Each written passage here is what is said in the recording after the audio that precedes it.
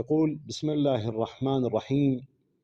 اللهم لك الحمد على ما لم أزل أتصرف فيه من سلامة بدني، ولك الحمد على ما أحدثت بي من علة في جسدي، فما أدري يا إلهي أي الحالين أحق بالشكر لك، وأي الوقتين أولى بالحمد لك، أوقت الصحة التي هنأتني فيها طيبات رزقك ونشطتني بها لابتغاء مرضاتك وفضلك، وقويتني معها على ما وفقتني له من طاعتك، أم وقت العلة التي محصتني بها والنعم التي أتحفتني بها تخفيفا لما ثقل على ظهري من الخطيئات، وتطهيرا لما انغمست فيه من السيئات، وتنبيها لتناول التوبة، وتذكيرا لمحو الحوبة بقديم النعمة. وفي خلال ذلك ما كتب لي الكاتبان من زكي الأعمال،